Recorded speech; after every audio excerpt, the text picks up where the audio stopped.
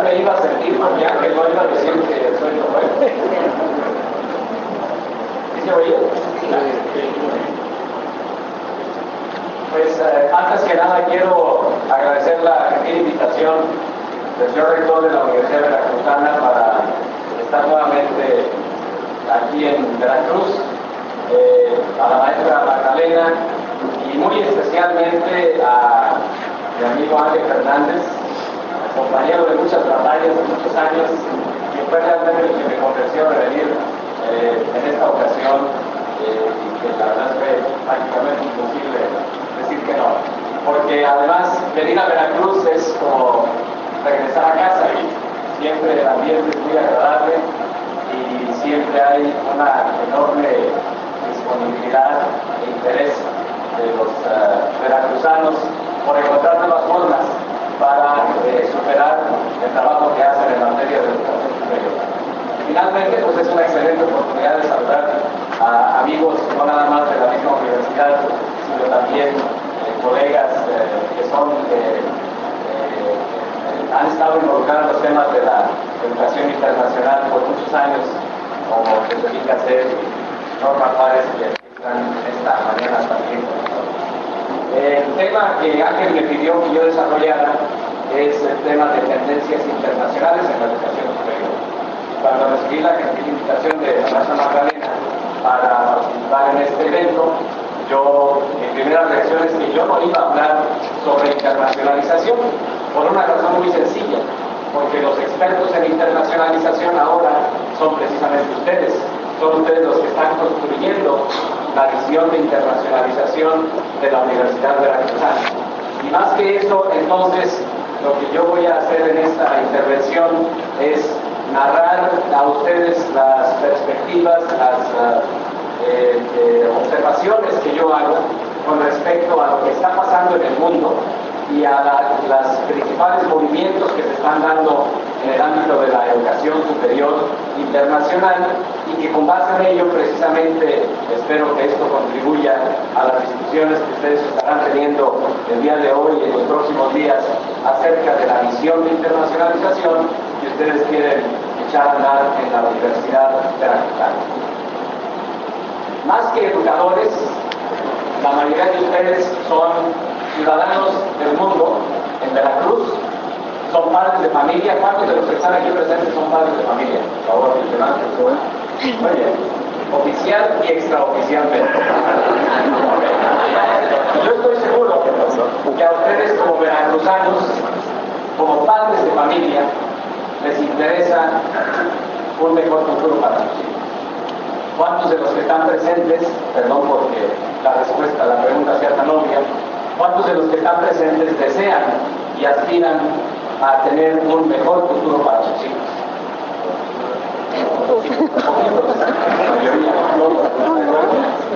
Bueno, pues yo quisiera que esta reflexión de esta mañana, precisamente ustedes que la hagamos juntos como ciudadanos, como personas que queremos un mejor futuro para nosotros. Y que en función de eso hagamos el análisis de estas tendencias y cómo esto nos va a impactar en nuestras vidas. ¿Y por qué esto es importante? Bueno, porque el futuro tal parece que nos alcanzó.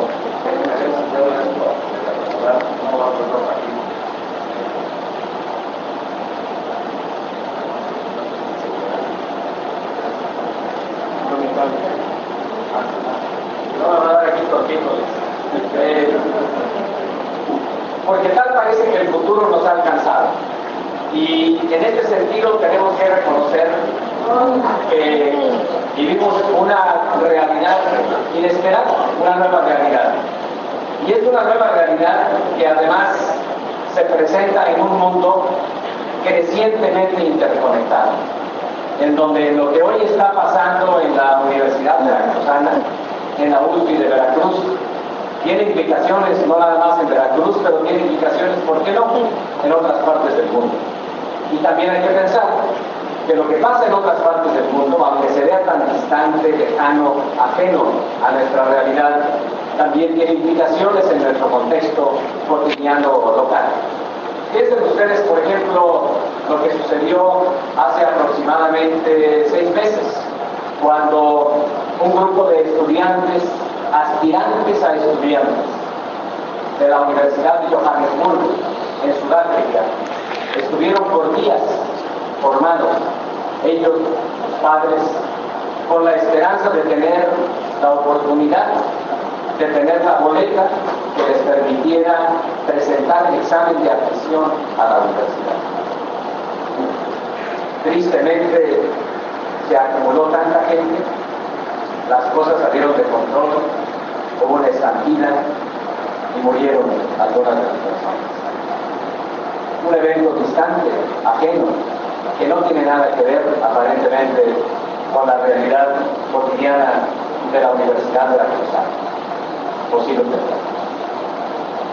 Piensen en lo que sucedió recientemente en Santiago de Chile, en donde después de varias protestas de muchos días, de reclamos de la comunidad universitaria, de culpas inclusive hasta el Banco Mundial, curiosamente, finalmente en el marco de una severa tensión política, el Congreso decide retirar e inhabilitar de su puesto al secretario, al ministro de Educación, con el argumento de que la universidad, de que el ministerio no había vigilado la adecuada implementación de la ley y estaba permitiendo el acceso de las universidades privadas con fines de lucro en el marco constitucional en el que esto no está permitido. Eso que pasa en Chile tan distante, ¿tiene o no implicaciones en nuestra realidad cotidiana en Veracruz? Pues claro, esto que pasa en Veracruz hoy tenemos que pensar que también tendrá implicaciones importantes en el resto del mundo. Vivimos en un mundo con una realidad diferente, un mundo crecientemente interconectado, y nos guste o no, tenemos que aprender a utilizar nuevos lentes para ver esta realidad diferente. Hace 2 días yo estaba viajando de Kuwait a Ámsterdam y perdí mis lentes, entonces tuve que comprar unos nuevos lentes.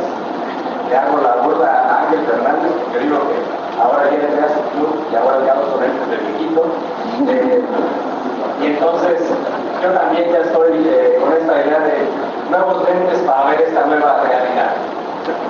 Hace algunos años yo leía una revista científica bastante seria que se llama Selecciones del Reader's Digest, y allí encontré una cita citable que a mí me llamó mucho la atención, que decía: cuando pienso en el futuro, me asusta el presente. Y yo no quisiera que se asustaran ustedes del presente, pero sí quisiera que se ocupen y preocupen del presente, porque al final de cuentas, lo que hoy hagan aquí es lo que va a definir ese futuro que ustedes desean mejor para sus hijos. Estoy seguro que lo van a lograr si es que hacen este empeño serio de cambiar radicalmente algunas cosas.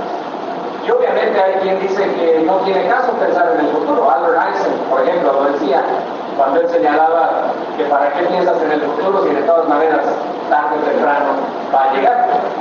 Pero sí, es cierto que tenemos que pensar en el futuro, tenemos que pensar en el presente y también explicarlo en el pasado. De hecho, si queremos pensar en el futuro, no nos queda otra alternativa más que situarnos en el día de hoy y también regresarnos un poquito hacia atrás para tratar de ver justo qué fue lo que explica que estemos el día de hoy donde estemos y de qué manera podemos corregir rumbos que nos permitan redefinir este futuro.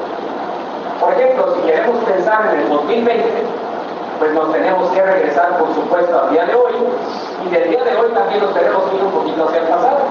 ¿Sabes? Sobre todo los que tengan más canas. ¿Qué estaban haciendo en 1976? Estaban definiendo futuros.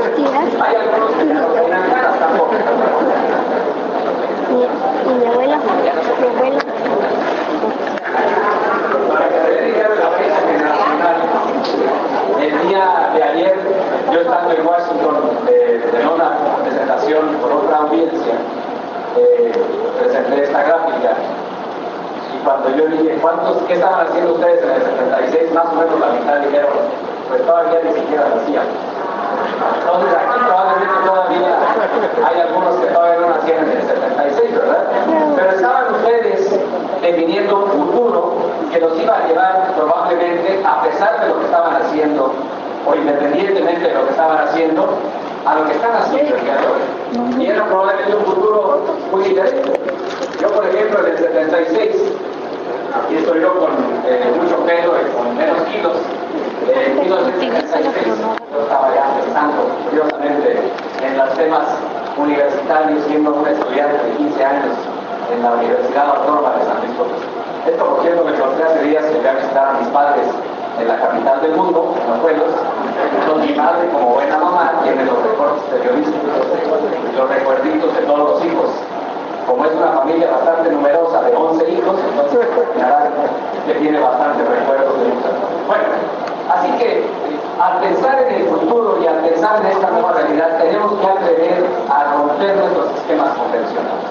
¿Quién nos dijo que el norte estaba en el norte y el sur en el sur? Todo depende desde dónde lo estemos viendo, estamos de acuerdo. Si el mundo nos lo presentan al revés, pues obviamente que tendremos que ver el centro del mundo en lugares diferentes. Yo, por ejemplo, siempre he creído que el centro del mundo es mi pueblo o pueblo de Jalisco, pero todo depende donde estemos. Así que hoy pensemos que el centro del mundo es Veracruz. Y por cierto, el centro del mundo, Veracruz, está ahí. Estamos aquí precisamente.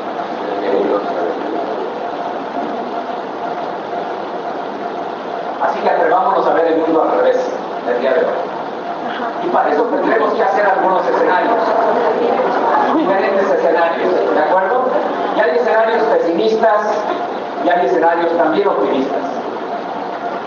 Por ejemplo, algún escenario el que planteaba Peter Drucker, cuando él señalaba en 1987 que las universidades van a desaparecer. Que el modelo que hemos tenido en la educación superior ya no sirve, ya no responde a las necesidades del mundo actual. Cuando menos las universidades como se conciben tradicionalmente, decía Peter Drucker, ya no existen. Y bueno, probablemente él estaba equivocado, porque esto lo dijo en el 87 y hoy, en el 2013, las universidades no han desaparecido. Siguen boyantes las universidades, ¿cierto? ¿O si han desaparecido las universidades? ¿O han cambiado las universidades? Piensen ustedes en el 87, ¿qué pasaba con el uso de la tecnología? ¿Cuál era la reacción clásica que solíamos tener los académicos con respecto al uso de la tecnología? Decíamos, esa cosa no sirve, es un asunto que va a destruir la institución sagrada de la docencia universitaria, ¿cierto? Bueno, y también es cierto que algunas universidades han desaparecido, y han desaparecido donde, por cierto, ya no hay alumnos. Y ya no hay alumnos porque la conformación demográfica del mundo ha sido tal que hay regiones del mundo donde se están quedando sus jóvenes. La dinámica que hoy vive México, América Latina y Veracruz, en donde la mente de todos ustedes está pensando en cómo hacer para abrir más espacios universitarios para que más muchachos se puedan beneficiar, el chip lo traen al revés en otras partes del mundo, en donde están pensando qué tienen que hacer para cerrar universidades porque ya no tienen alumnos, porque ya no hay muchachos jóvenes que estén yendo a las universidades. Yo acabo de estar hace una semana en Armenia, y en Armenia el gran problema que tienen es que se les está haciendo la pirámide poblacional al revés, de tal suerte que ahorita empiezan a tener el problema de que se pelean ferozmente a los estudiantes, simple y sencillamente porque ya no hay estudiantes que van a las universidades. Así que tenemos que ver el mundo precisamente con toda esta perspectiva de lo que pasa en muchas partes. Por ejemplo, hablando de escenarios probablemente pesimistas, hace 40 años, un importante estudio que probablemente algunos de ustedes recuerden, The Limits of Growth, los límites del crecimiento, fue el estudio pionero que empezó a llamar la atención acerca del tema del desarrollo sustentable. Y este estudio pionero, básicamente lo que hacía era predecir el fin de la era de la plenitud. Y entonces lo que hicieron los expertos de aquel momento fue hacer un análisis de una serie de variables significativas, tales como alimentos per cápita, servicios per cápita, producción industrial, población, recursos naturales renovables, no renovables, Y ellos predecían que para el año 2030 había un importantísimo, brutal colapso económico en el mundo. ¿Será cierto o no? Bueno, para empezar no lo sabemos porque no ha llegado el 2030. Sin embargo, vean ustedes los datos reales del 70 al 2000. Eso no es una predicción, esos son datos reales. Y ustedes pueden observar ahí que la mayoría de las variables no han estado calificadas. Hay todavía quien cuestiona los resultados de este estudio y las predicciones de este estudio, pero no están tan lejos de la realidad. Estamos pues en un momento en la historia de la humanidad en donde tenemos que pensar seriamente el mundo en el que vivimos, las implicaciones que esto tiene también, por supuesto, para la educación y para la educación internacional. Como yo les prometí en la mañana, iba a hablar esta mañana de todo, menos de internacionalización de la educación superior. Vean ustedes, por ejemplo, los datos demográficos del tramo de vida que nos ha tocado vivir a los que estamos aquí. Ha sido, como ustedes lo saben bien, el periodo de crecimiento poblacional más dramático en la historia de la humanidad. Y también, desafortunadamente, el más desigual. Inclusive, ustedes pueden ver que realmente el crecimiento del mundo en los próximos años va a ser en donde hay menos recursos. Inclusive en el mundo desarrollado se va a hacer más pequeño. Hoy ya las ventas de pañales para ancianos en Italia son mayores que las ventas de pañales para niños. Y ese es el mundo en el que vamos a vivir y en el que sus hijos van a vivir. Entonces, la pregunta es si es posible, por ejemplo, eliminar la pobreza extrema en el mundo. ¿Saben cuántos pobres extremos hay en el mundo? ¿No sabemos? Más o menos.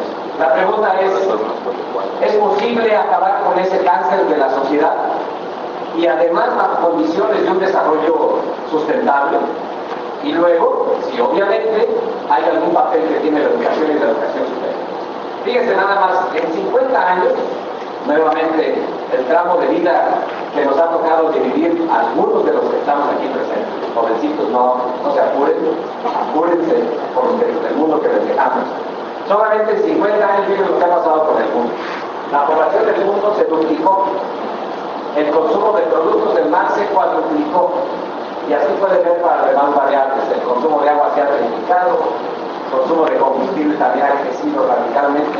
El mundo tiene límites y desafortunadamente no nos damos cuenta de eso. Y además ha crecido muy asimétrico. Piensen ustedes que en Estados Unidos el consumo promedio de agua por habitante es de 400 litros diarios, y en un país en desarrollo de solamente 10 litros. Y hay una gran cantidad de gente en el mundo que para tener esos 10 litros tiene que caminar 10 kilómetros probablemente. La pregunta es si podemos propiciar un crecimiento o reducción de pobreza y propiciar una mejor distribución de la prosperidad en el mundo. Porque el mundo es desafortunadamente muy distante. Piensen, por ejemplo, el caso de Noruega, en donde el ingreso per cápita es de $150 al día. Vayan ustedes, por ejemplo, a Malawi, en donde el ingreso anual de una persona es equivalente a 3 días de ingreso en Noruega. Por ahí decía cruelmente un colega que era mejor ser una vaca en Europa que una persona pobre en Finlandia. Y eso duele. Y es algo que tenemos que reconocer. México tiene también esta triste realidad. Ustedes saben que en México una alta proporción de la población es pobre y una lacerante proporción de la población es extremadamente pobre.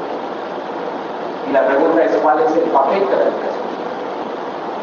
¿Cuál es el papel de la internacionalización de la educación? Si no traemos estos conceptos de la internacionalización de la educación superior a la realidad del mundo en el que vivimos y en el que nuestros hijos van a vivir, vamos a estar construyendo un concepto etéreo que no tiene ninguna relevancia. Y por eso es que la internacionalización es tan significativa, porque nos ayuda a que los ciudadanos del futuro tengan una perspectiva mucho más amplia de ese mundo en el que van a vivir. Se salgan de su mundo en que ven con lentes tradicionales y reconozcan que ese mundo complejo en el que van a vivir, interconectado, con variantes completamente diferentes, es el mundo en el que van a tener que incidir y es el mundo en el que ojalá puedan tener mejores condiciones de vida. Ese es el tamaño del reto que tenemos en términos de la internacionalización de la educación. El mundo ha cambiado y hay buenas noticias. Por ejemplo, les preguntaba hace rato cuántos pobres hay. Para que ustedes lo sepan, afortunadamente hay ahora menos gente en el mundo que vive en condiciones de extrema pobreza. La cifra se ha reducido de 1.9 mil millones de personas a solamente 1.23 mil millones de personas. ¿Con cuánto viven ellos? Imagínense ustedes. Viven con $1.25 al día. La buena noticia es que son cada vez menos. La mala noticia es que todavía siguen siendo muchos. 1.000 millones de personas del mundo que viven con menos de $1 al día. Pónganse a pensar eso. 12 pesos al día. Y no están en África y en el sureste asiático. En México hay aproximadamente 30 millones de mexicanos que viven en condiciones extremas. La más alta proporción de pobres en el mundo están en aquellos países que nos imaginamos. La otra noticia que tiene implicaciones importantes para nosotros es que por una parte algo tenemos que hacer como sociedad para resolver este cáncer, pero también algo tenemos que entender de que aquellos que han logrado salir de condiciones de extrema pobreza son ciudadanos ahora de las clases medias y se estima que para el 2030 habrá aproximadamente 3.000 millones nuevos de ciudadanos de clase media que van a ver el sueño de la educación como un sueño más asequible y que van a demandar con justa razón el derecho a una educación a la que todos los que estamos aquí presentes hemos tenido un enorme privilegio en acceder, pero que ellos también tienen el mismo derecho que nosotros y que por circunstancias de la geografía o de los antecedentes de sus padres no han podido, por el color de su piel o lo que ustedes busquen, no han podido tener el privilegio del cual nosotros gozamos. Y que no es justo que no nada más nosotros. De tal suerte que la educación la tenemos que ver como un elemento que es cada vez más central en el debate acerca del futuro de la humanidad, acerca del futuro sustentable de la humanidad. Y por eso el trabajo de los que ustedes están presentes el día de aquí es tan significativo y tan importante. Entiendo que hay algunos estudiantes aquí. ¿Cuántos hay? Levanten la mano, por favor. Muy bien. A estos estudiantes no los queremos asustar, pero lamentablemente el mundo que les dejamos, se los dejamos patas para arriba, como dicen en mi pueblo, y es un mundo que les dejamos complejo, es un mundo que les dejamos desafortunadamente con muchas limitaciones, pero también yo espero que lo vean ustedes como un mundo con mucha esperanza, y al final de cuentas la esperanza de ese mundo van a ser ustedes, los que han tenido el privilegio de la educación. Así que hay pues para la educación superior varios desafíos y también oportunidades. El primero es lo que hablaba hace un rato. ¿Para quién la universidad? El tema del acceso a la educación superior, que es un enorme dilema en todas nuestras sociedades y que particularmente en México hay que verlo de esta perspectiva. Miren, en el mundo somos cada vez más personas. A pesar de la reducción en las tasas de natalidad en el mundo, somos muchos, muchísimos. Incluso tenemos que ver el mundo con lentes diferentes, así es como lo aprendimos en la geografía, ¿de acuerdo? Entonces, ¿por qué no, si lo vemos, por ejemplo, en términos de distribución poblacional, ustedes verán que el mundo es medio diferente? La gente vive cada vez más, consecuentemente, la proporción de la población ha crecido mucho en el mundo. Así que vamos a hacer un examen de geografía. Vamos a ver, ¿en dónde están esos países? Si les pongo un mapa del mundo, los encontrarán, o más o menos los encontrarán. La verdad es que más o menos, ¿verdad? Así que, es más, vamos a ver dónde están. Está difícil encontrarlos, ¿no? ¿Por qué les pregunto esto? Bueno, porque para el año 2050, que no está tan lejano, dentro de 40 años, aparte de los usual suspects, India, China, Estados Unidos, Brasil, México, por cierto, como el 11º país más grande del mundo. Vean ustedes, por ejemplo, en el 50, el 11º país más grande del mundo era Francia, Gran Bretaña, etcétera, etcétera. Miren qué pasa con todos los países. Y ahora han desaparecido del mapa como proporción del total de la población en el mundo.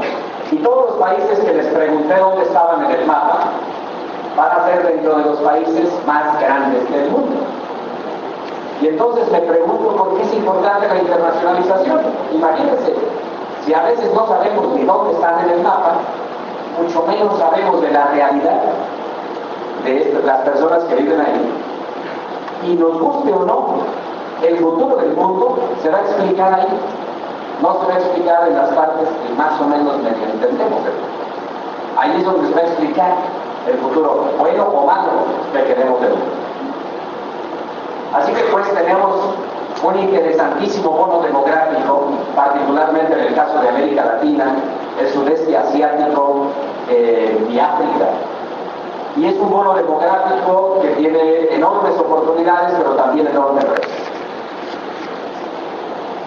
Ustedes saben que en América del Norte el país más grande es Estados Unidos o es Canadá. ¿Cuál es el país más grande de América del Norte? El continente americano. Curiosamente, ustedes cuando me preguntan a los canadienses, acabo de estar hace días en Edmonton en la conferencia de CONAGEC y me llamó nuevamente mucho la atención que comentaba el viceministro de Educación Superior de Alberta, cuando él hablaba de Alberta y de Canadá, decía, no, es que Canadá es un país pequeño. Y entonces yo decía, cuando yo aprendí la geografía del mundo, yo lo veía como un país grande. Entonces, me gusta utilizar el caso de Nunavut, que es el territorio de más reciente creación en Canadá. Ahí está Nunavut, para que ustedes den una idea de la proporción y consecuentemente de lo que se entiende por tamaño país, no en términos de geografía, sino en términos de su recurso más importante, que es el capital humano. Tiene área total equivalente a México. Imagínense a México, pónganlo ahí, 2 millones de kilómetros cuadrados. Y tiene la población total del equivalente a los pueblos de Jalisco. Imagínense mi pueblo en todo México.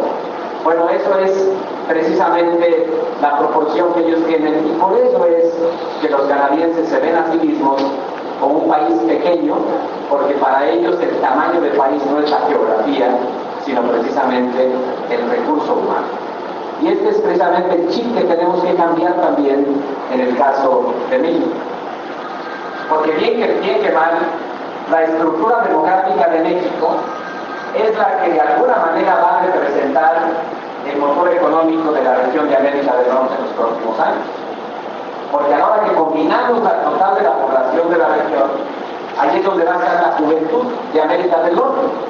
Pero curiosamente, en América Latina y en el caso mexicano, ustedes pueden observar que ese bono demográfico se está haciendo cada vez más pequeñito y más pequeñito. Así que la ventana de oportunidad que tiene un país como México para dar un salto cuántico diferente es una ventanita que se va cerrando cada vez más.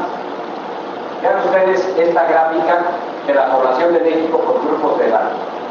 En el 2000, el grupo de edad más grande era el de personas de 5 a 9 años de edad. Para el 2030 va a ser de 36 a 39. Y para el 2050, el grupo de edad más grande de México va a ser el de personas que tengan 56 a 60 años. Los que hoy son jóvenes, ¿cuántos años van a tener en 2050? Van a estar ahí, precisamente. Ustedes van a ser parte del segmento de la población más grande del país. Y más les vale ser muy productivos el día de hoy, porque si no el día de mañana a ver quién nos mantiene. Ese es parte del gran dilema que tenemos en nuestra sociedad. La edad promedio de México, de ser 26.1 años en el 2000, en el 2050 va a ser de 42 años. Esa va a ser la edad promedio del país. De tal suerte que la pirámide poblacional de este país, para el 2050, va a pasar del Kershi a una cosa así medio extraña, en donde ustedes pueden ver que el segmento más grande de la población va a ser ya el segmento que ya no trabaja, que va a ser menos productivo. Así que el nivel educativo de este grupo de edad es el que va a definir el nivel de productividad que México tenga en los próximos años. ¿Y saben cuántos años tiene ese grupo de edad ahora? Es el segmento de la población que tiene ahorita entre 8 y 28 años de edad. La ventana de oportunidad está en esa generación de los niños que hoy tienen 8 años y que van a estar tocando las puertas de la Universidad Veracruzana dentro de 10 años o menos. Y si pensamos que el crecimiento puede seguir siendo inercial y no hacemos nada o hacemos como que hacemos, al cabo a ver quién se encarga de esto, pues seguramente las nuevas generaciones nos van a reclamar con justicia que qué caramba estábamos haciendo porque no supimos resolver este problema. La tasa de dependencia de las personas adultas mayores hacia las personas que trabajan, pues nuevamente va a ser cada vez mayor, y ese bono demográfico entonces puede convertirse en un pasivo demográfico. Miren ustedes lo que pasa en otros países.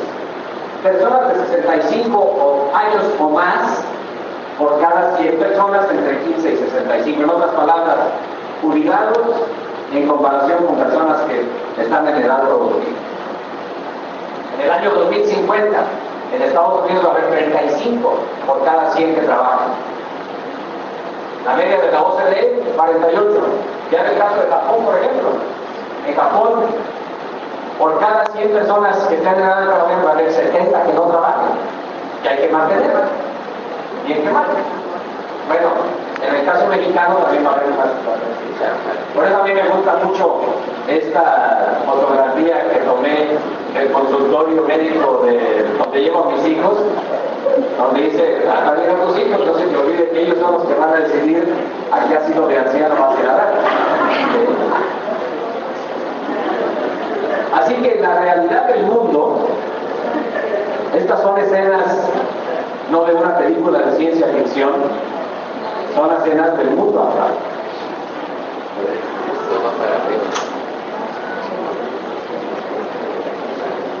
No son todas en China y en otros lugares. Por ejemplo, esa fotografía es de Sao Paulo. Y la pregunta es, ¿cuál es el impacto que esto tiene en la educación superior? Es una piscina pública en Shanghái.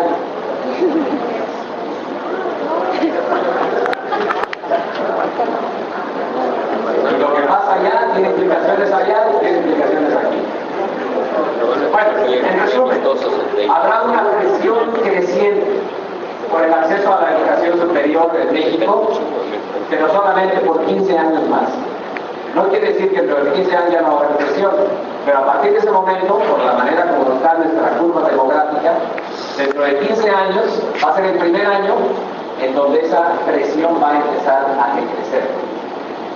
Y lo que hoy se nos antoja pensar completamente irrelevante, como es el hecho de decir que habrá que pensar que probablemente va a haber muchos espacios para menos personas, como hoy pasa en otros países como Armenia, pudiera eventualmente también pasar por el caso. La buena noticia es que más personas en el mundo que nunca hoy realizan estudios universitarios, pero el crecimiento ha sido medio disparejo. Vean ustedes el caso mexicano. Aquí está el caso mexicano en comparación con otros países como Canadá, por ejemplo, Corea, donde están comparando aquí la proporción de la población que tiene estudios universitarios. No, ciertamente México ha tenido un avance significativo, pero nuevamente no nos podemos dar el lujo de que las cosas caminen inercialmente. El crecimiento ha sido bastante significativo en un periodo relativamente corto de tiempo. Digamos, se ha duplicado la proporción de la población que tiene estudios superiores, pero sigue siendo muy poquita población. Vean ustedes, por ejemplo, aquí el hecho de que la población atendida en la educación superior, por ejemplo, en el 2008-2009, era de casi 3 millones de personas en México, pero había en ese momento casi 10 millones de personas que estaban en edad de estar en las aulas universitarias. y que no estaban en las aulas, y que tenían el mismo derecho que esos 3 millones que sí estaban en las aulas universitarias. Así que siguen siendo muy pocos los privilegiados, seguimos siendo muy pocos los privilegiados, y nuevamente en términos de tamaño país y en términos de crecimiento país, obviamente que el reto es bastante significativo. Y claro que ha habido un significativo esfuerzo en el caso del crecimiento de la cobertura de la educación superior en México, pero el crecimiento inercial que hemos tenido no va a resolver el problema de largo plazo, a menos que seamos creativos como país y encontremos formas de brindar más y mejor educación a mayor número de personas. Ese bono demográfico, ese activo demográfico que tiene México y que le dura solamente 15 años, no va a servir de gran cosa. Porque además, el problema de la cobertura de la educación superior no es que sigue siendo relativamente limitada, sino que sigue siendo desproporcionadamente distribuida en el país. Hay regiones del país en donde la cobertura de la educación es más alta, y hay obviamente otras partes del país donde la cobertura es muchísimo más alta. Y luego, si lo analizamos, por ejemplo, en términos de los segmentos de la población en función de sus recursos económicos, ustedes pueden observar que los quintiles más pobres de la población tienen una tasa de acceso a la educación superior muy baja, y que obviamente los quintiles de recursos altos tienen tasas de acceso a la educación superior muy altas. O sea, hay un enorme problema de inequidad social en el acceso a la educación superior en nuestro país, y que nuevamente nos tenemos que preocupar de eso. Tenemos que asustarnos del presente si pensamos en el futuro, como decía la cita citable de selecciones de Frida Kahlo.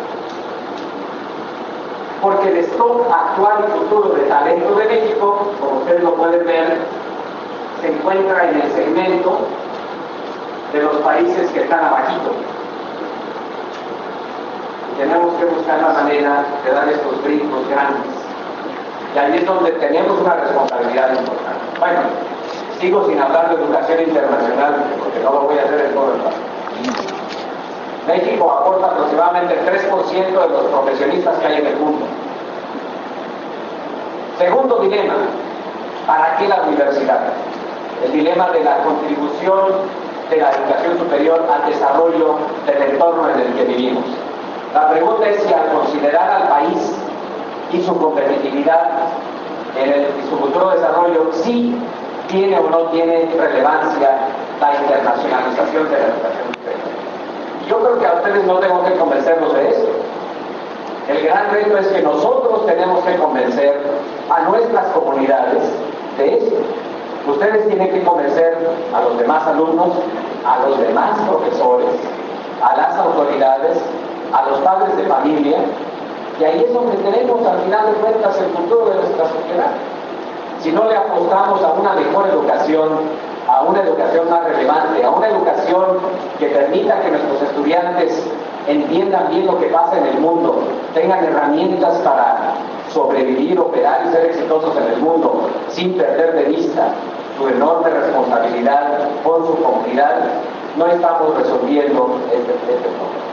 Entonces, ya sabemos que la nueva economía es una economía que se caracteriza por ser global, altamente competitiva, basada en la tecnología, cambiando constantemente y sobre todo una economía que es cada vez más basada en el conocimiento.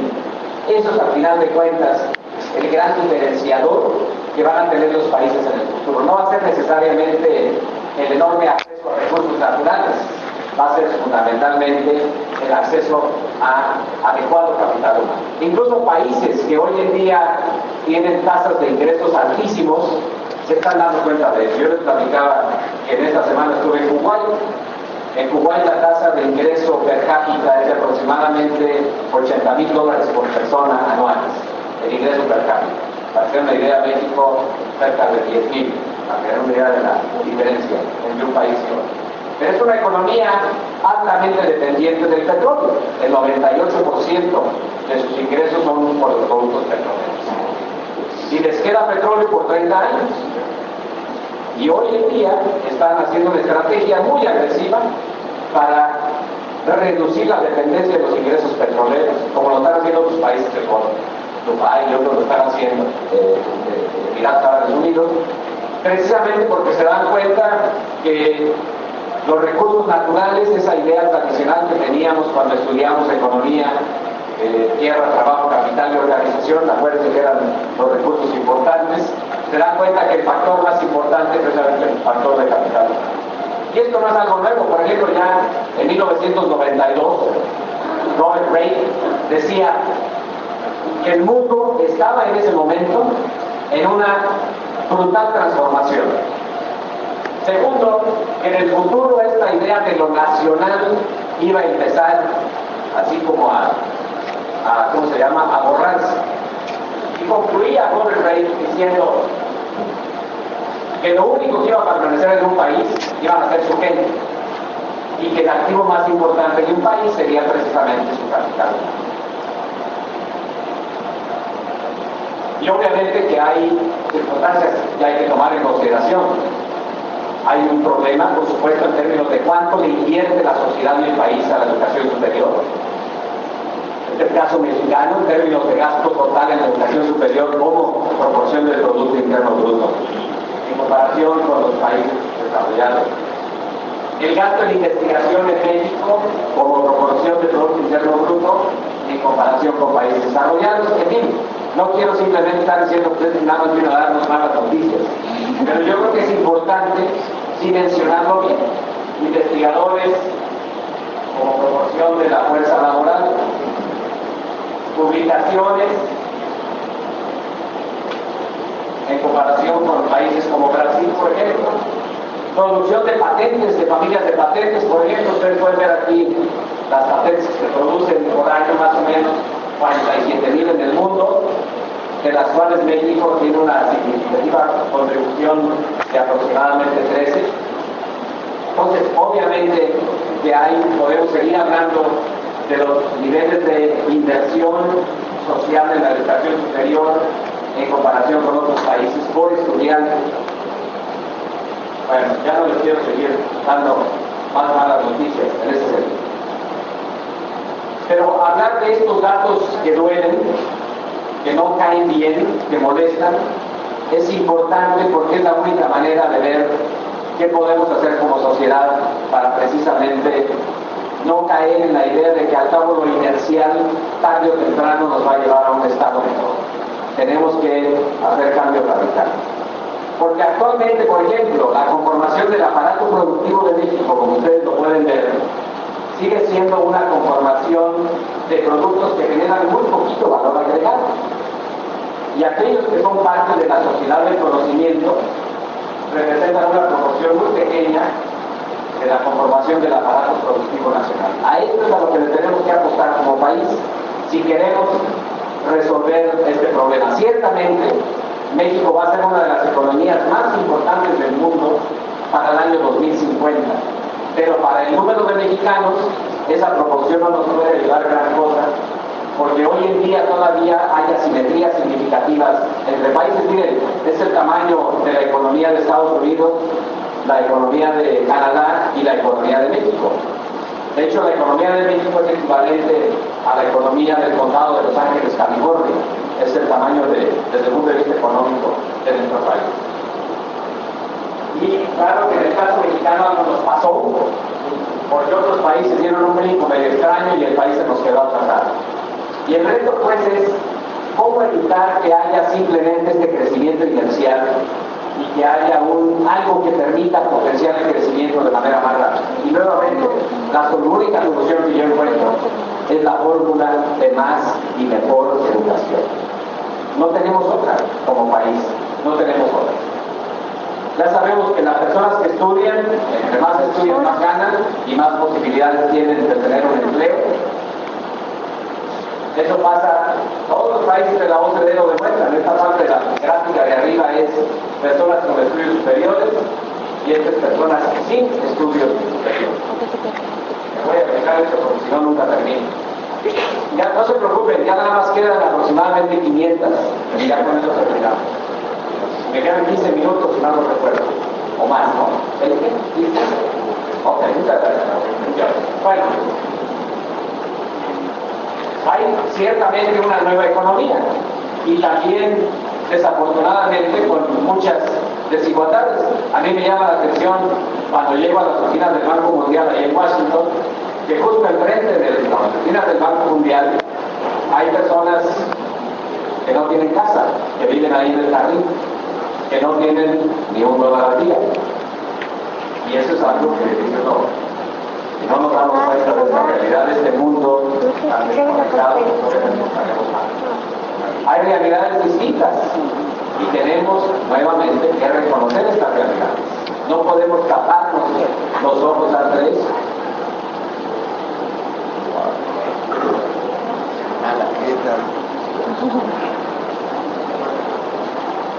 Son realidades muy distantes. Tienen ustedes, por ejemplo, esta favela en Brasil. Y realmente no tan distantes. Es increíble cómo un muro separa mundos completamente diferentes. Y América Latina tiene un gran problema de una enorme desigualdad social, donde hay muy poquitos ricos y muchos pobres. En el caso mexicano, ciertamente ha habido avances significativos, pero ustedes pueden ver que está muy lejano a los promedios de la OCDE. Y en el mundo interconectado en el que vivimos, como dice el dominismo así, el problema no es que haya pobres o haya ricos, el problema es que en este mundo interconectado, cada vez más, los pobres saben cómo viven los ricos y los ricos saben cómo viven los pobres. Y no nos gusta ver ni de un lado ni del otro. Y eso genera obviamente tensión, frustración, ansiedad, enojo en nuestras sociedades, y eso explica muchos de los conflictos que hoy vemos. Y nuevamente la internacionalización nos ayuda a entender esta dimensión de ese mundo en el que van a vivir nuestros hijos y las próximas generaciones. Y bueno, ¿con qué herramienta? Pues obviamente está el gran dilema de la calidad y la pertinencia de la educación. En el caso de México ya sabemos que ha habido importantes avances en el tema de la calidad. Hace 15 o 20 años, Ricardo, tú lo recordarás, hablar del tema de calidad, de evaluación de pares, de que alguien venga de afuera y nos diga en qué estamos mal, en qué estamos bien, era algo también impensable. La autonomía nos impedía. ¿Cómo que alguien va a venir a decir que somos buenos o que somos malos? Ciertamente ha habido un importante avance en el tema de esto, pero obviamente hay todavía insuficientes esfuerzos. Por ejemplo, las universidades mexicanas tienen la enfermedad de la acreditacionitis. ¿O no? La veracruzana no, ¿verdad? Yo estoy hablando de las universidades en Timbuktu, no estoy hablando de las universidades. Entonces, de repente nos presionamos para qué, ¿verdad? Sí, la acreditación es solamente para que sea un diploma que pongamos en la oficina de la rectoría en la Universidad de Timbuktu, no estoy hablando de la veracruzana. O puede sustentar. Y ahora resulta que hay que estudiar porque la gente tiene que más civismo, porque hemos perdido civilidad y todo. Tópale las clases de civismo y le vamos aumentando. Oye, la materia perenganita de tal, ¿por qué no la quitas? No la puedo quitar porque la está dando el profesor que tiene 40 años dando la clase. ¿Cómo la vas a quitar? ¿No? Pero eso pasa en Timbuktu, eso no pasa aquí en la Veracruzana. Entonces, obviamente, como les digo, tenemos un problema importante. Por ejemplo, nuestros cursos académicos son extremadamente rígidos en las instituciones de educación superior y les decía, bastante cargaditos en cuanto a horas asiento, por decir más coloquialmente, horas punta, ¿no? Y la realidad del mundo, pues así es como la estudiamos en las escuelas, ¿no? Como conceptos separados, aunque sabemos que realmente el mundo es muy diferente. Y eso es justo lo que tenemos que forzar nuevamente a través de la internacionalización. Bueno, el mundo es también cada vez más diverso. Hay una creciente conciencia de la diversidad en el mundo. Incluso hay un creciente orgullo de la diversidad. El mundo paradójicamente es cada vez más tribal, más moderno y más tribal. Queremos abrirnos al mundo y hay flujo creciente de bienes, de servicios, de ideas, pero al mismo tiempo buscamos algo que nos haga diferentes y distintivos de los demás. Y en ese sentido, por ejemplo, Veracruz tiene una enorme riqueza multicultural. Tienen ustedes un gran activo que tienen que capitalizar favorablemente. No sé cuántos grupos lingüísticos, por ejemplo, haya en Veracruz, no sé cuántas etnias existan en Veracruz identificadas claramente, pero tienen ustedes una enorme diversidad. Y obviamente también tenemos que hacer énfasis en que los estudiantes adquieran conciencia de esta diversidad y de la diversidad del mundo. Y curiosamente uno de los vehículos para lograrlo es el tema del aprendizaje de los idiomas, que es uno de los temas que les ocupa a ustedes. Ya saben ustedes que en el mundo el segundo idioma que más se habla en el mundo es el mandarín, el idioma que se habla más por personas que es su idioma nativo, más las personas que hablan esto como segundo idioma. Después de eso es el inglés, luego es el hindi, luego es el español, curiosamente. Y para el año 2050 se estima que el español va a ser el segundo idioma más hablado en el mundo. Esas son las buenas noticias. Pero también nosotros tenemos que hacer algo para que nuestros estudiantes aprendan segundo idioma, pero lo aprendan en serio. Ya sabemos que en América Latina, como decía Carlos Fuentes, el español es el idioma común que nos separa. ¿Sí? A ver, una pregunta. Después de México, ¿cuál es el segundo país donde más se habla español en el mundo? ¿Es España? ¿Colombia? ¿Estados Unidos? Exactamente, los Estados Unidos. Y bueno, obviamente que el inglés en cierto sentido se ha convertido en una lengua franca de la academia particularmente. Por ejemplo, ahí encontré una vez el dato de que en China hay más personas que hablan inglés, a lo chino por supuesto, en los Estados Unidos. Y en este tema del segundo idioma, en México también hemos hecho un muy poco esfuerzo, esa es la verdad. O sea, nuestro sistema de aprendizaje de un segundo idioma en el sistema educativo nacional es altamente disfuncional. Aprendemos mucho inglés todos desde la primaria, pero nunca pasamos del pollito, chicken, gallina, hen. El I am, you are, he, she, is, it is, y se acabó. Y entramos a la secundaria, I am, he, she, is, it, y nos vamos a la prepa y seguimos en las mismas, como dicen allí en mi pueblo, ¿no?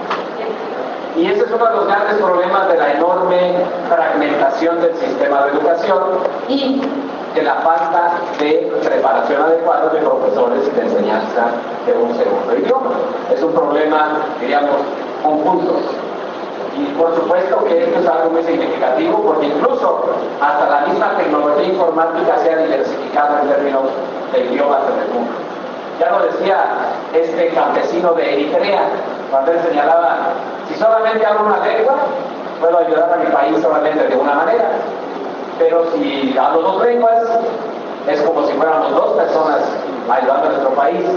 Y si hablo 9 lenguas, es como si fuéramos 9 personas ayudando a nuestro país. Así que el futuro de los idiomas es un futuro muy importante.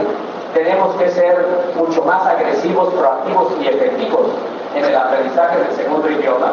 Ya sé que las universidades no son las que van a resolver el problema solas, pero no deja de ser el último reducto en el ciclo educativo de vida de una persona en donde se puede lograr este brinco significativo.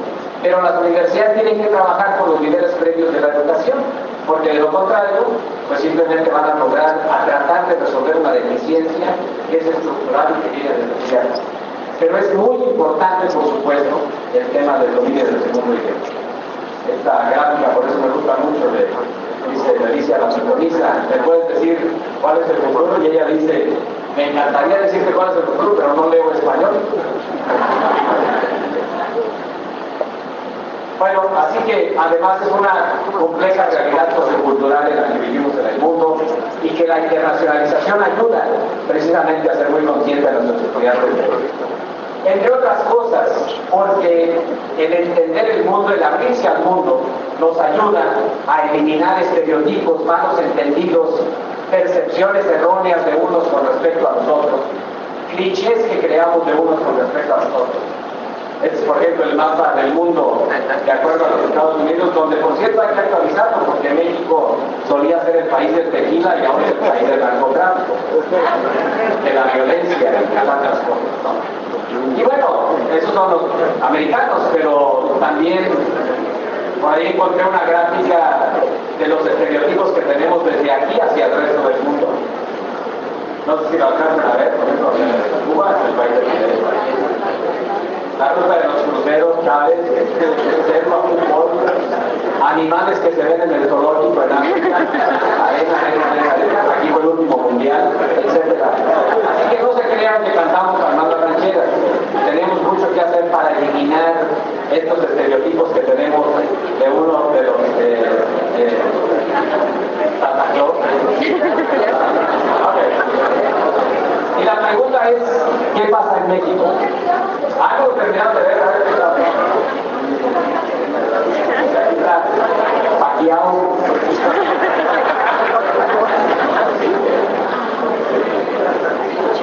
La India es call centers y mucha gente. Canadá, lo mismo que los libros, pero diferentes.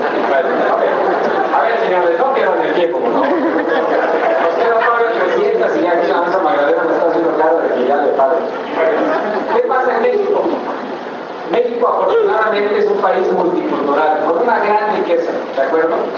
Somos los mexicanos extremadamente tolerantes, ¿de acuerdo? Nos molesta mucho el racismo de la gente en el mundo, los americanos, por ejemplo. Los mexicanos, afortunadamente, no somos racistas. Los mexicanos, afortunadamente, somos extremadamente tolerantes, ¿cierto? A mí me dio mucha tristeza, por ejemplo, cuando se publicó la primera encuesta nacional sobre la discriminación en México en el 2005. Por ejemplo, le preguntaban a la gente, a ver, ¿usted no permitiría que viviera en su casa, por ejemplo, un extranjero? Y el 42% de la población dijo no. Un homosexual, la mitad de la población dijo ni loco, que no está homosexual en mi casa. Un indígena, el 20% de la población, a pesar de que todos somos indígenas. Y curiosamente, yo estoy seguro que si les pregunto a ustedes, todos ustedes me van a decir que ustedes no discriminan, que ustedes no son racistas, que son nosotros los que lo hacen. Y eso es cierto, miren, el mexicano promedio considera que no discrimina, pero pregúntenme a qué es discriminar. 9 de cada 10 indígenas se consideran discriminados. Así que tenemos un severo problema como país y tenemos que convertir esta diversidad, en lugar de ser un pasivo, en un activo. Y nuevamente la internacionalización nos ayuda a abrir los ojos a esa realidad. En el 2010 se publicó la segunda encuesta y me preguntaba yo, ¿algo habrá cambiado?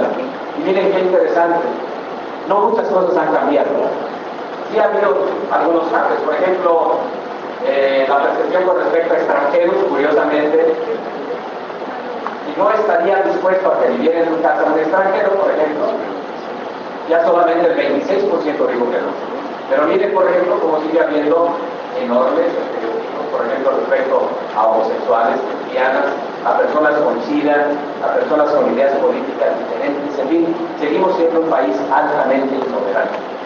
Y nuevamente tenemos en las instituciones de educación superior una última oportunidad para resolver este severo problema social que vive desde las familias, pero es la última oportunidad que tenemos para que los estudiantes se den cuenta que esto no está bien, que esto al final de cuentas nos afecta a todos nosotros.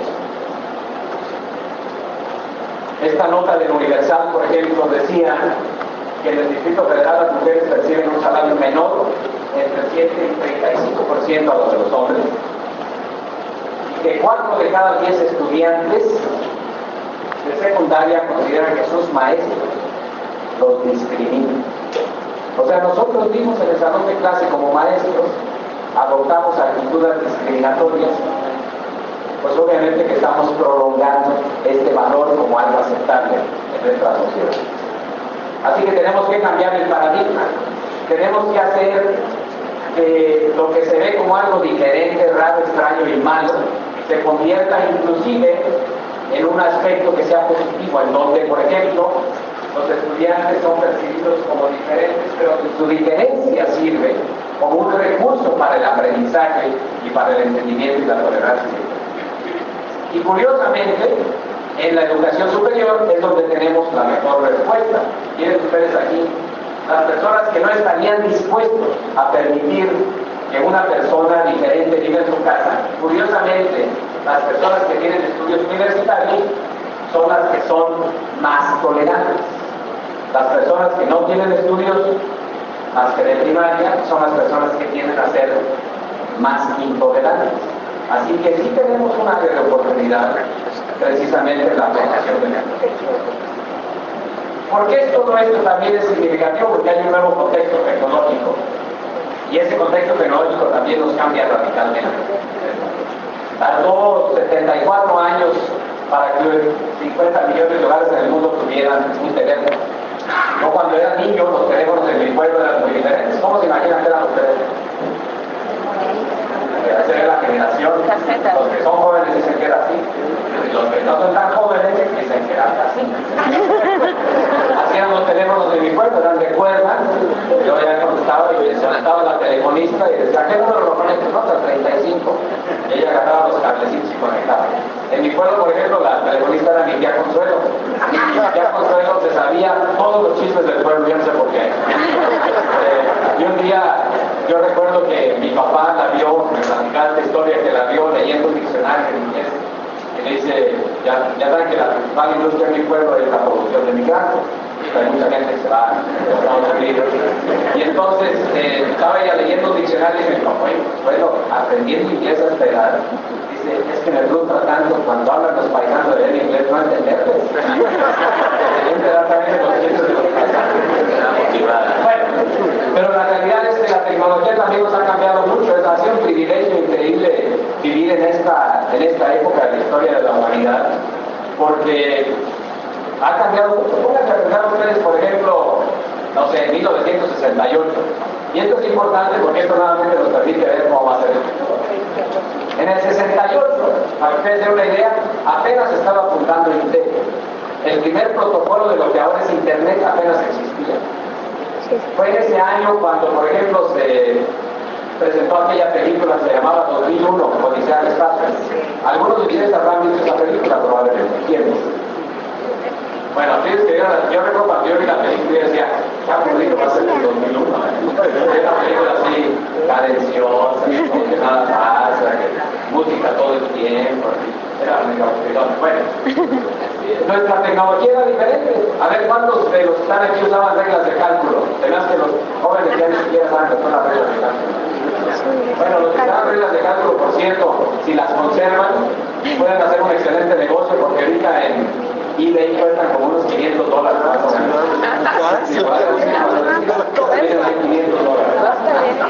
Así aprendíamos nosotros, los logaritmos, las primeras computadoras, el primer teléfono celular,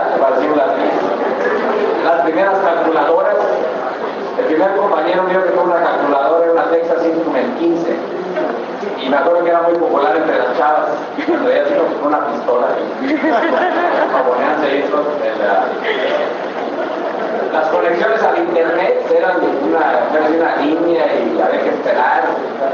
Bueno, eso pasó no hace mucho tiempo y era un mundo diferente. ¿Por qué les digo esto? Porque seguramente si extrapolamos hacia futuro, nuestros hijos se van a reír y los nietos cuando nos hablemos de las iPads y de todos los tecnológicos gadgets que tenemos el día de hoy. La tecnología, por supuesto, ya ha cambiado radicalmente nuestras vidas. Entre otras cosas, se ha adelgazado los plasmas de las televisiones y otras cosas han crecido. Incluso ahora, la manera como socializamos y nos comunicamos es completamente diferente. Y esto obviamente que impacta entre otras cosas, por ejemplo, el mundo del empleo, donde ahora el mundo del empleo privilegia otro tipo de conocimiento. Y por supuesto que la tecnología, insisto, ahora se pueden hacer maravillas con el uso de la tecnología que antes ni siquiera pudiéramos imaginar. Hay profesiones que desaparecen nuevas profesiones que emergen y todo esto precisamente por el impacto que la tecnología tiene en nuestras vidas. A veces inclusive ya no sabemos ni cómo nos llamamos.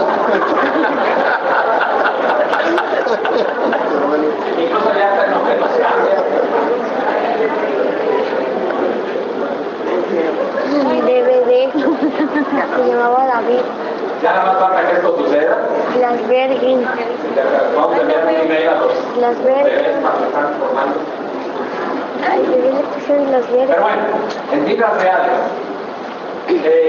incluso el uso del internet hoy es completamente diferente. Me explico esto nada más. Pero por ejemplo, hoy, para que ustedes den una idea, 20 casas en el mundo que tienen un acceso regular al internet, más o menos tienen el equivalente a todo lo que había en el internet en 1995. 1995.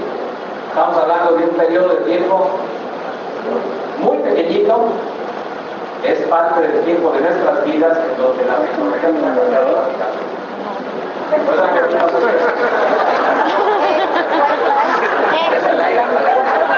aquí es el Wi-Fi. Wi-Fi, como dicen en España.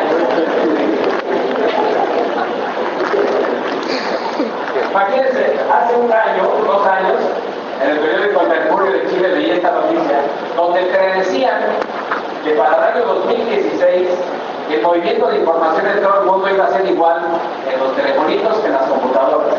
Se equivocaron. Hoy en día ya es igual. El año próximo ya va a ser mayor. Entonces, esto está cambiando radicalmente. Entonces, la siguiente etapa en la revolución de la información ya no es en términos de más fierros, más tecnología, sino precisamente en los conceptos. Al estudiante del día de mañana, del día de hoy, lo tenemos que formar pensando no en memorizarse 1000 cosas, como lo seguimos haciendo, sino en que sepan dónde está la información, que la sepa utilizar, que la sepa analizar, que la sepa discriminar. Eso es donde está la clave precisamente. El problema no es la ausencia de tecnología, sino la forma poco creativa con que la utilizamos. ¿Sí? Por ejemplo, aquí el señor, el mouse lo quiere,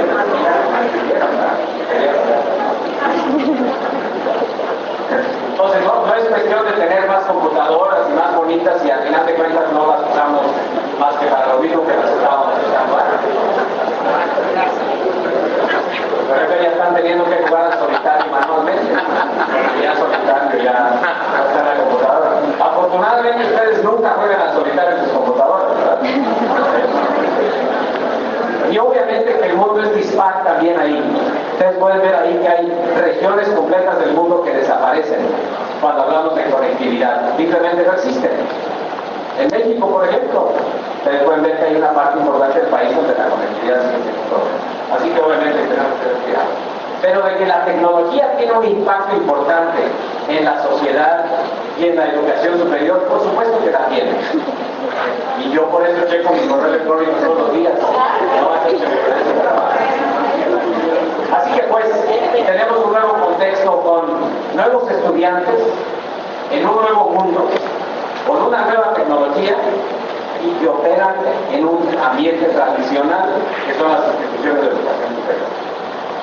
El nuevo tipo de estudiante, porque entonces, por cierto, es mi papá con uno de los nietos. En las tiendas del pueblo, los abuelos, cuando gusten ir allá, contribuyan a la economía familiar.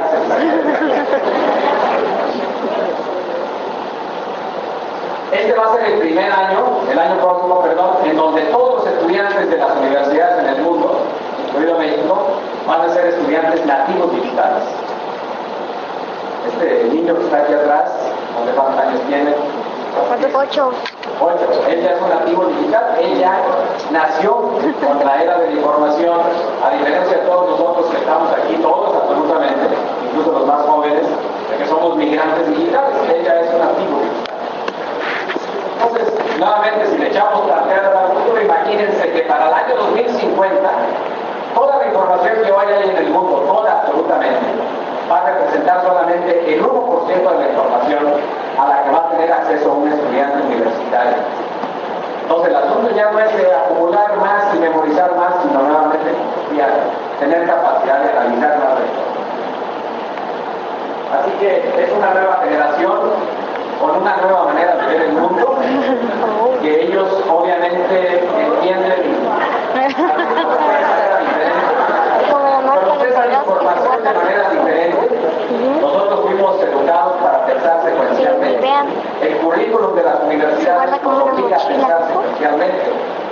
estudiante nuevo no piensa secuencialmente, procesa información de una manera completamente diferente. Se relaciona en redes completamente diferentes a como lo parte. Hace muchas cosas que ni siquiera conocemos nosotros. Esto es lo que hace un estudiante en promedio, en semana, por día, y a veces ni siquiera sabemos nosotros. Incluso se comunica en un idioma diferente. Ahí, por ejemplo, en inglés, dos estudiantes se están comunicando. Uno está dentro del salón de clases y otro está fuera del salón de clases. Y la estudiante que está afuera le pregunta, ¿dónde estás? Te quiero preguntar acerca de este profesor. Y la que está dentro del salón, el frente del profesor, le está diciendo, aquí estoy adentro de clases, sufriendo porque el maestro que tengo frente a mí es un verdadero talán. Y el maestro ni siquiera sabe lo que está diciendo la estudiante. Así que se comunica en un idioma diferente. Así que lo que pasa en la casa de nuestra amiga que está aquí con su hijo, porque estoy seguro que su hijo sabe más internet que ella, así como mis hijos saben más internet que yo, también pasa en el salón de clases. Y esto rompe completamente el esquema convencional de la idea de que el que sabe más es el profesor y los estudiantes saben menos. Ahora resulta que a veces los estudiantes saben más que los profesores, y eso nuevamente rompe nuestro esquema convencional. Así que, por supuesto,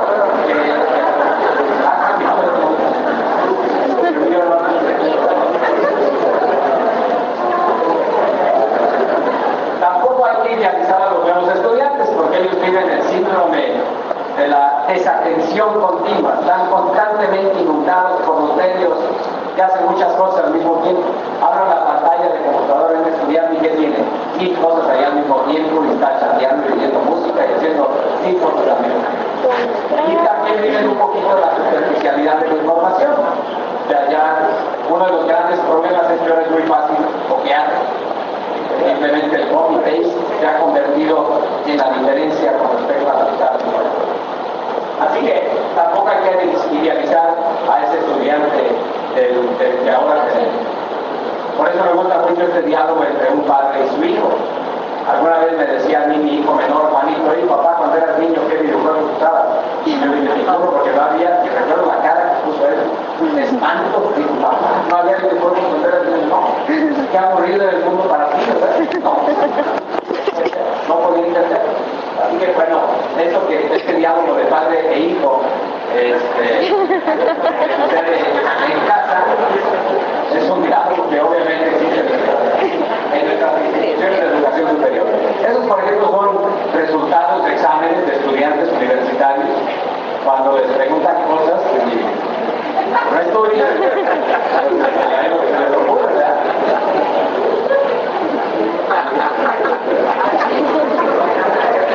¿Quién era Simón Bolívar, el príncipe de Bolivia?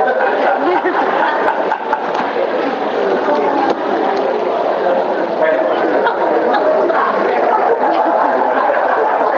me gusta más la última, que dice, es una turbina.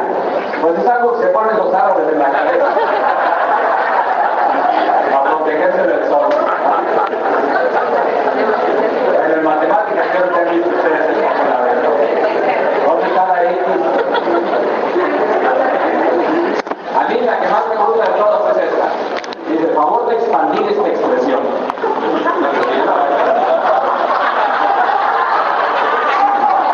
Luego la maestra le pone, qué chistosito, Pinero. Qué chistosito.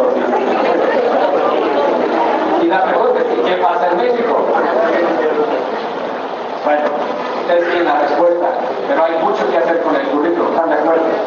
Hay mucho que tenemos que hacer para modificar precisamente el currículo. Y nuevamente, por ahí va la misma historia, la internacionalización es un elemento fundamental para eso.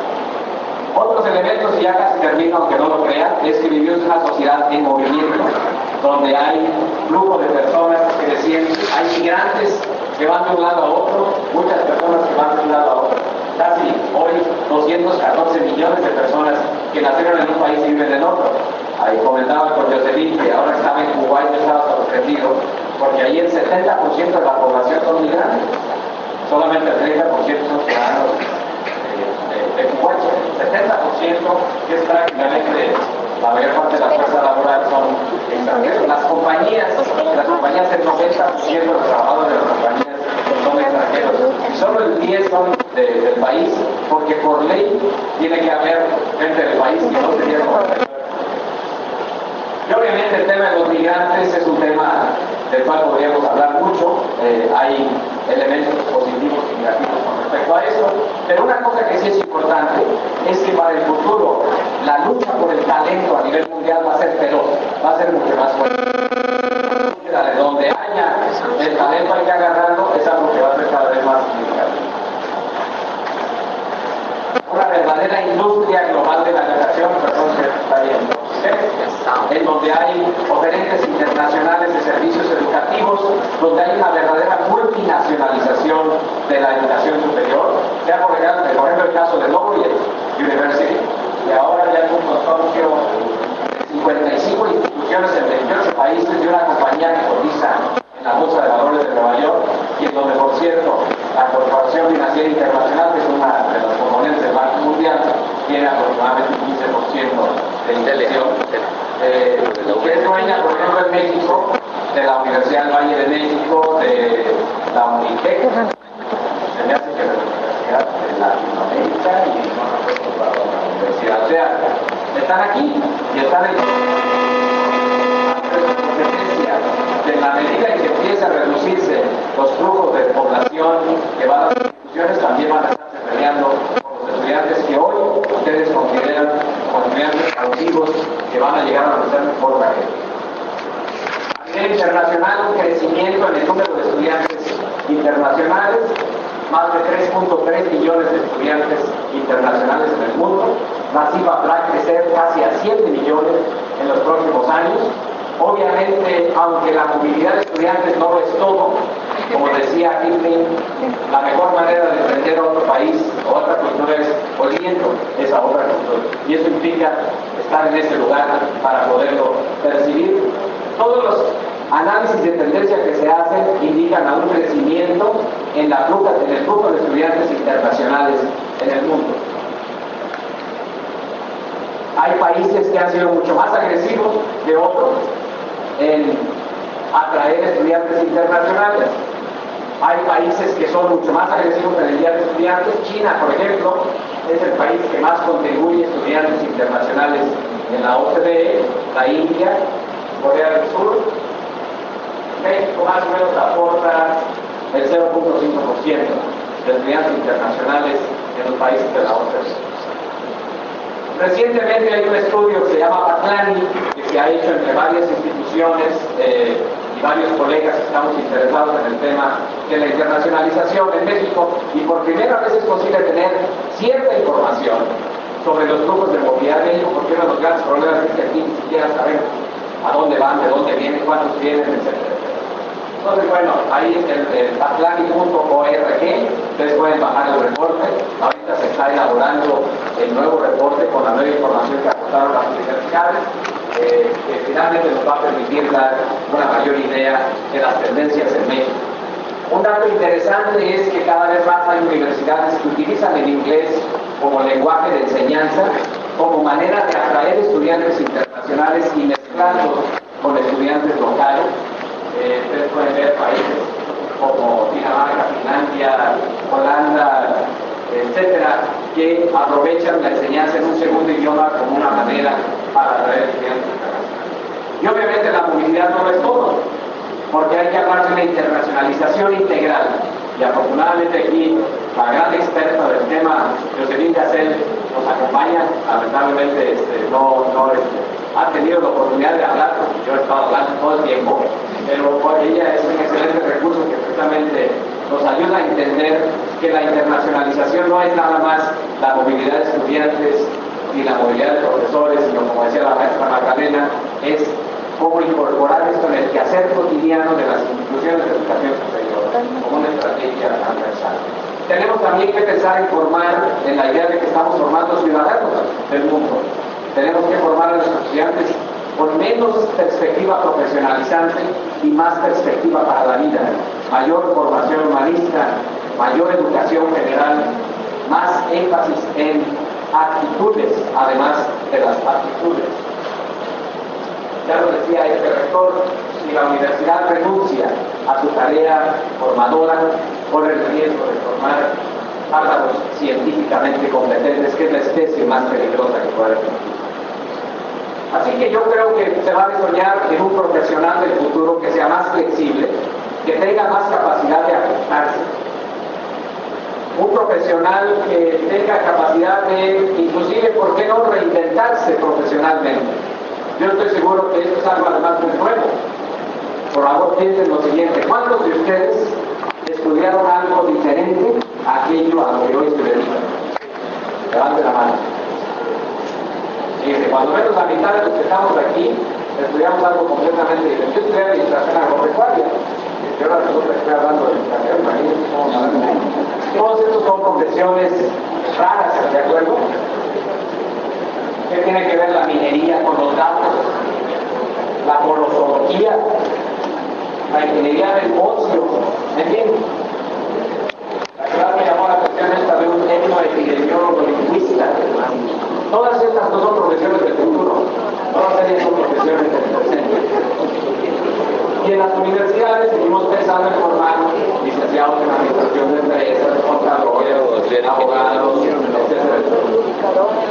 Ha habido algunos avances en México. Ahí encontré esta nota en el 2007 de nuevas carreras en universidades en México, donde empieza un poquito a romperse este esquema convencional. Pero hay mucho que tenemos que hacer todavía. Así que los egresados que requieren el nuevo contexto, y con esto termino, son gente que tenga capacidad, aparte de tener buen conocimiento de su profesión, debe tener capacidad de trabajar en equipo, de adaptarse a entornos multiculturales diversos, de entender el mundo sin perder de vista su realidad cotidiana, de dominar cuando menos un segundo idioma, de utilizar apropiadamente las tecnologías de información y comunicaciones, pero sobre todo personas que hayan aprendido a aprender el resto de su vida, que hayan logrado despertar esa curiosidad de seguir estudiando por el resto de su vida.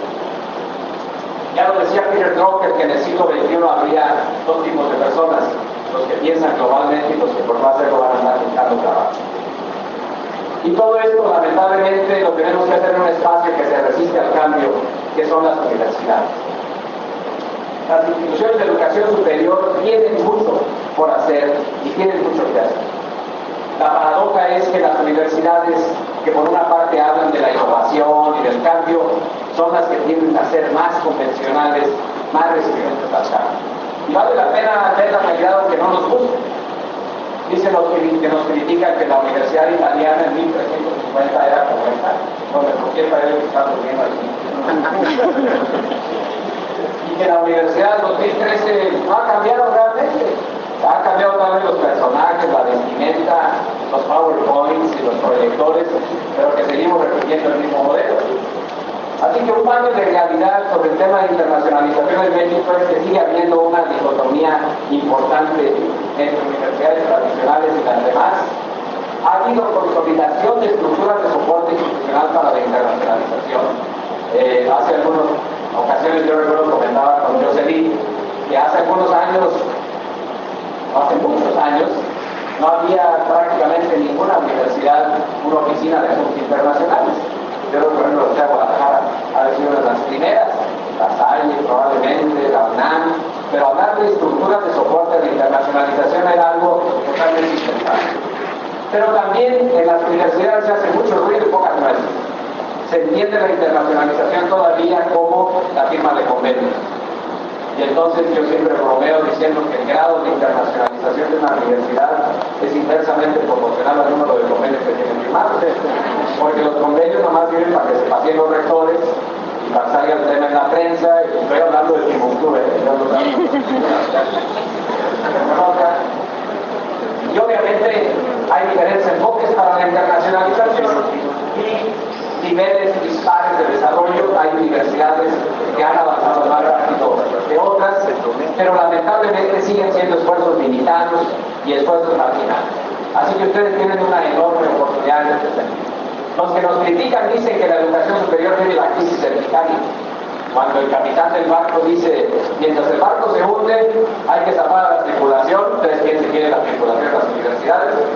Segunda prioridad es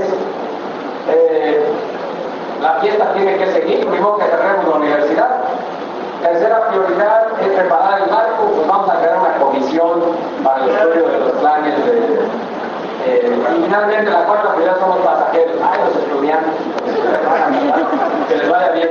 Dicen los que nos critican que la universidad es la única institución que hace una ceremonia para correr a sus mejores clientes y que somos expertos en el arte de la ambigüedad. Es decir, bueno, está bien, todo muy bonito, me regreso a mi trabajo, a mis clases, sigo haciendo todo como todos los días y probablemente algo vaya a cambiar, aunque no sabemos si eso que está cambiando es una luz que viene, que es el tren que nos va a pasar. También somos expertos en echarle la culpa a los demás. Si está mal la educación superior es porque las prepas están mal. Y si las prepas están mal es porque las secundarias están mal. Y los profesores somos clásicos en quejarnos y no, hombre, los alumnos que llegan ahora cada vez peor. No saben pensar, no saben estudiar. Así que yo creo que sí podemos soñar en una universidad en donde nuestros egresados, al terminar sus estudios, salen bien de su chamba, pero sobre todo tienen esta capacidad de entender el mundo, tienen la ambición, la capacidad y la actitud de jugar en las grandes ligas, pero lo más importante es que aunque sean ciudadanos del mundo, que no hayan perdido de vista que tienen una responsabilidad en su comunidad. Que hay muchos que no tuvieron el privilegio que ellos tuvieron y que con ellos tienen una responsabilidad porque no tuvieron eso. Así que tenemos que buscar los paradigmas. Y no hay fórmulas mágicas. La fórmula que ustedes están empezando a crear en la Universidad Veracruzana es la mejor fórmula que pueden tener. Lo que puede ser que funcione aquí, puede ser que no funcione en otro lado. Lo que puede ser que funcione en otro lado, puede ser que no funcione. Pero esta apertura y esta capacidad de ver el mundo y de encontrar lo mejor de los demás y sacar lo mejor de nosotros mismos es lo que puede resolver. Lo más importante es el contexto. Todo depende de, no hay mejor ni peor, sino solamente diferente. Tom Wood, que es un amigo de varios de nosotros, de varios años, siempre decía, no perdamos de vista que el énfasis tiene que seguir siendo los estudiantes, tenemos que comenzar con los profesores, tenemos que renovar el currículum como la herramienta fundamental de la internacionalización, tenemos que integrar la internacionalización al quehacer cotidiano de nuestras instituciones, convertirnos en innovadores, desarrollando estrategias y construyendo alianzas de colaboración. Así de sencilla era para todos nosotros. ¿Y cuándo hay que hacerlo? Pues la pregunta básica es si queremos ver la película o queremos estar en la película. Y el futuro ni se extrapola ni se adivina. El futuro se construye. Lo que hoy ustedes están haciendo es construir un mejor futuro para la universidad, para sus próximos estudiantes, y con ellos están también construyendo un mejor futuro para la sociedad, para sus hijos y para los veracruzanos. Termino simplemente con dos citas de Albert Einstein, que hace muchos años dijo que los imperios del futuro serían los imperios del conocimiento, y vaya que tenía razón. Y alguien también, seguramente ustedes conocen, que Charles Darwin decía, no son ni los más inteligentes ni los mejores los que sobreviven, sino los que tienen mejor capacidad de adaptarse. Y ahí es donde justo el trabajo de ustedes es fundamental, es importante, yo lo alabo mucho y estoy seguro de que de la creatividad y el ingenio que ustedes utilicen dependerá para construir este mejor futuro para los veracruzanos, para los chicos y para los niños.